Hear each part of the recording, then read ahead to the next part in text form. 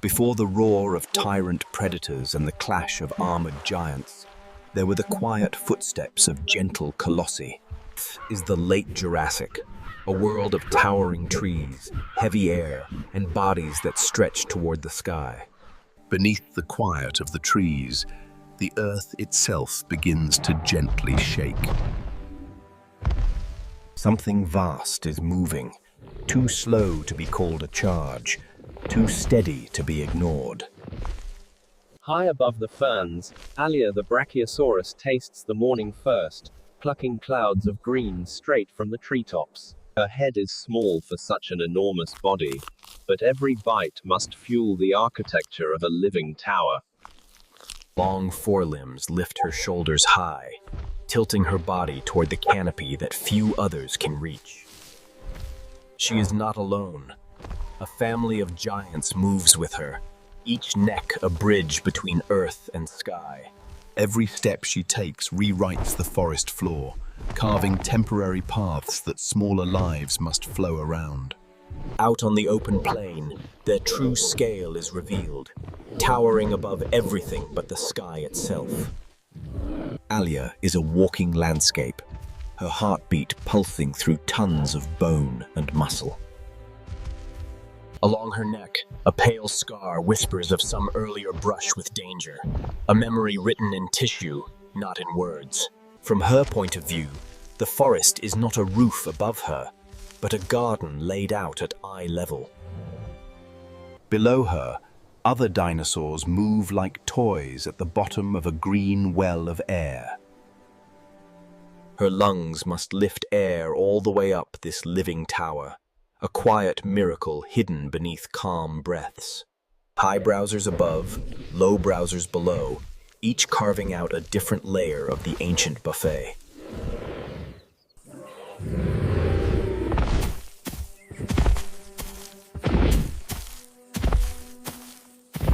In a gesture that needs no sound, she reassures the next generation that they belong beside her.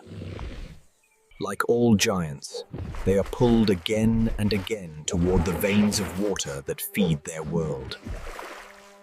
Every crossing demands caution. Even a gentle river can become a trap for a body that weighs as much as a herd of elephants. She lowers all that height back toward the water, trading the view from the canopy for a mouthful of cool relief. Below the surface, her steps stir hidden layers of silt, sending ancient nutrients drifting downstream. Together they turn a simple crossing into a moving bridge of bone and muscle. Wherever they go, they leave behind pools, tracks, and disturbed soil, reshaping the landscape with nothing more than their daily routine. From the hilltop, the gentle giant becomes a lookout, raising her world another few precious meters closer to the clouds. Her brain is small, but the world it must manage is enormous, stretching from buried toes to sky-touched crown. In those eyes, we see no malice, only the quiet awareness of a life lived step by heavy step. Her size does not erase danger entirely. It only changes its shape and distance. She senses them, as any animal must, but fear rarely grips a creature whose ribs rise high above a hunter's teeth. Still, the herd answers with movement, drawing their young into a fortress built of living legs and chests. Not all dangers have teeth. Some arrive on the wind, heavy with rain and electricity. She can taste the storm in the air, long before the first drop falls.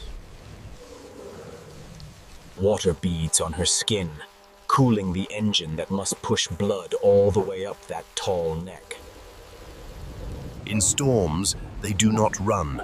They simply climb, trusting height and caution more than speed. Mud clings to her feet, but the memory of many seasons has taught her where the ground will hold. From the hilltop, she watches the river churn and swell, understanding without words that low ground is no place for heavy lives today. Her world is flashes and rumbles, but her heartbeat stays slow, unhurried even by the sky's anger. Storms come and go, but for a Brachiosaurus, Survival is a long series of patient adjustments.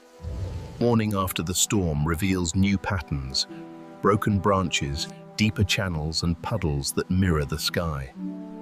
Even damage becomes opportunity. Fallen limbs offer fresh greens to a neck that already reaches so high. Under her, a small nation finds shade and a measure of safety, turning her bulk into moving shelter. She prunes the forest gently, taking enough to feed her bulk but leaving the living towers still rooted and growing. Young necks strain toward a future height, practicing the movements that will one day be effortless. One small foot fits into a larger track, as if literally stepping into the path left by elders. On the move, they become a river of flesh and bone, flowing across the ancient landscape. Her breathing is a steady drum, fueling the constant climb of blood up that steep neck. Predators like Daro the Allosaurus notice her size, weighing hunger against risk from far away. He is clever enough to know that not every meal is worth the cost of the hunt. Near a Brachiosaurus, a predator that once looked huge is suddenly small, his jaws falling well below her towering ribs. She sees him and simply continues, trusting in mass and momentum instead of horns or spikes. In a world of sharp teeth, sometimes the best defense is simply being too big to bother with. Her tail is not a club or whip, but a counterbalance, a quiet partner to her lofty neck. Despite her bulk, she threads carefully between obstacles, a slow dancer among wooden pillars. Millions of steps have taught her exactly where her body begins and ends. From above, she is a moving hill, patterned in earth tones that blend her into the forest she shapes. As seasons shift, the greens fade, and every mouthful becomes a little harder to find. Heat presses against her, demanding that her heart push harder to keep her vast body cooled and moving. At day's end, they trade the dust of the plains for the calm mirror of a lake. Her own reflection shivers and dissolves, as if the water struggles to contain her shape. Even here, where everyone comes to drink, her mass grants her space without a single threat. Eventually, even a giant must bow to the ground, piece by piece, surrendering height to the pull of sleep. One eye remains partly open to the world, a compromise between exhaustion and vigilance. Seen from above, they are fallen pillars laid in a careful pattern, surrounding their young with quiet mass. Morning resets the world, and the gentle giants rise to begin their long work of eating and moving once more. Each step is deliberate, a negotiation between gravity, muscle, and the ground beneath her. Up close, her hide is not smooth or simple, but a map of years etched in tiny bumps and lines. The forest canopy is not one space, but many, each height belonging to a different mouth and neck. Even the trees adapt to her presence, sending out new shoots where old ones have been taken. Far away, the planet itself exhales smoke and ash, reminding us that these gentle giants walk on restless ground. From her vantage point, life below looks fragile, a scattering of quick movements under a vast sky. Time does its quiet work, lifting young necks higher and shifting responsibilities within the herd. Little by little, the gentle giant moves inward, allowing newer shoulders to meet the unknown first. Beside her, a once tiny follower now walks nearly stride for stride, grown into their own colossal frame. The valley changes as they do. Floods and time redraw the banks they thought they knew. Her instincts have memorized the language of soil, reading danger in every subtle slide and slump. When the air itself becomes sharp with dust, she simply turns her bulk into a barrier. A blink is enough to weather this storm. Not every challenge demands a grand response. Years leave their signature on her steps, but even in age, she remains a gentle mountain at the water's edge. Younger giants now go ahead, yet glance back to the one who taught them how to walk this path. They arrange themselves differently now, placing her where protection is greatest, honoring the miles behind her. The old scar has long since healed, but it remains a quiet badge of battles with gravity, weather, and time. She does not lead with speed anymore, and now she leads by the path she has already worn into the earth. Tiny partners help keep her hide clean, a living maintenance crew perched on a living monument. She returns to old feeding grounds changed, finding them both familiar and new, just as she herself has become.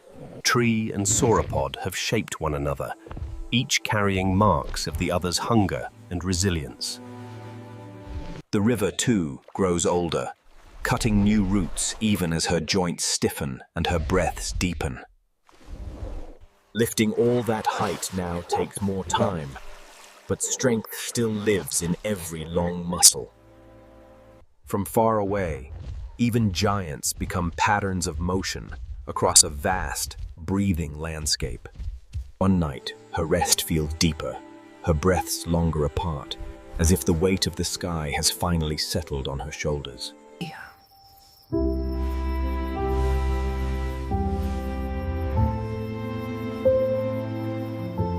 In time, her body is gone, but impressions of where she walked and rested remain stamped into the ground.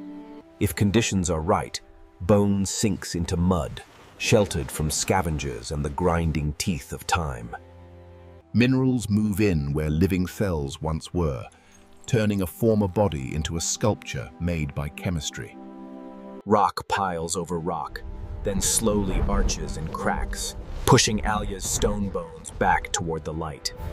Millions of years later, human eyes finally find what floods and wind have uncovered. Brush by brush, they reveal the shapes of her vertebrae, ribs, and limb bones, piecing together a life long vanished. In quiet rooms, her stones are weighed, measured, and compared, translated into data and diagrams. At last, she rises again, this time supported by steel and bolts, towering above crowds of descendants.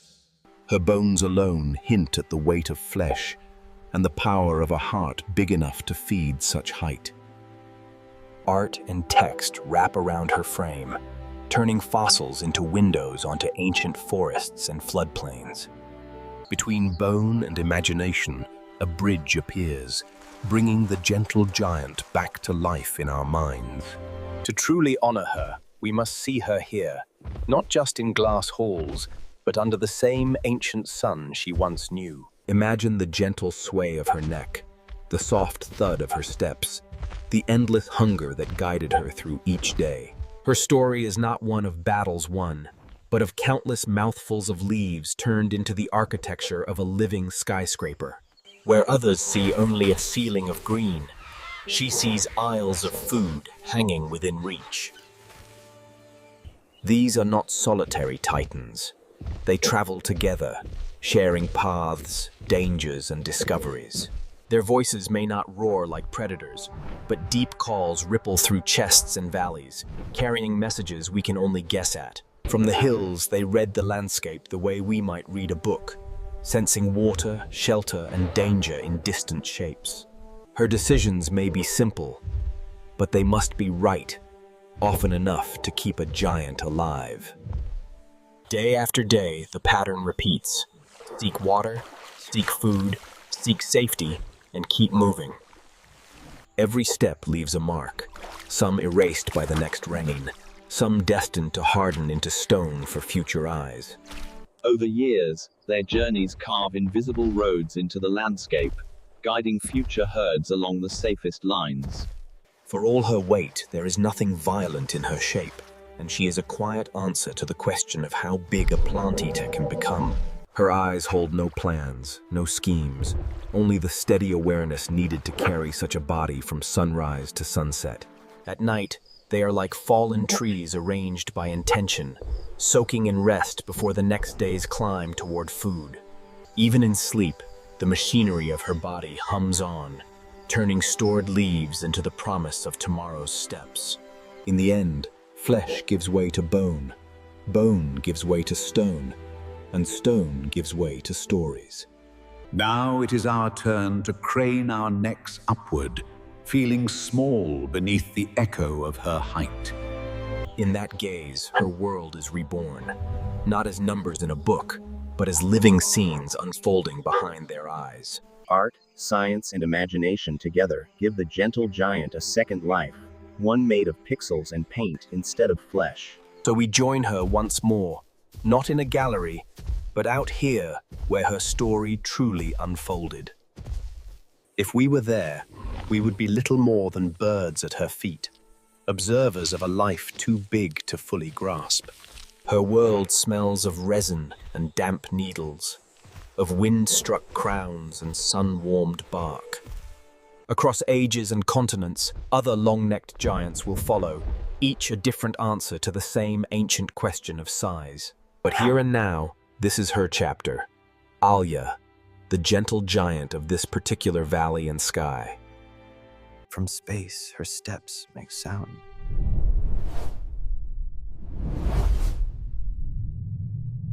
Yet down here, in the details, her life changes everything around her, from leaf patterns to flood paths. She is a moving ecosystem, a slow heartbeat that shapes forest edges and riverbanks across decades. Plants cling to her briefly, seeds hitching rides on her flanks, using her great journeys to spread. At times, she seems carved from the same earth and water that surround her, an elemental shape born from valley and sky. Wherever she steps, circles spread outward, tiny reminders that every movement has consequences. Under galaxies she will never see, she simply breathes, eats, and moves, living her part in the story without knowing it. Their resting bodies resemble branching roots, anchoring this moment of deep time in place. Morning after morning, the gentle giant rises and walks, unaware that her very existence will one day shape our dreams. We call her the gentle giant, but there is nothing small about the impact of her quiet life. Her choices are simple: left, right, stay, move, but each one writes another line in the history of this valley. Beyond her story lie others. Tanks covered in armor, herds with trumpeting crests, predators with new tools and tactics. But Alya's chapter reminds us that not all legends roar. Some simply breathe, grow, and tower quietly over their world. This is the story of the gentle giant, Brachiosaurus, a soft-spoken ruler of the Jurassic skyline.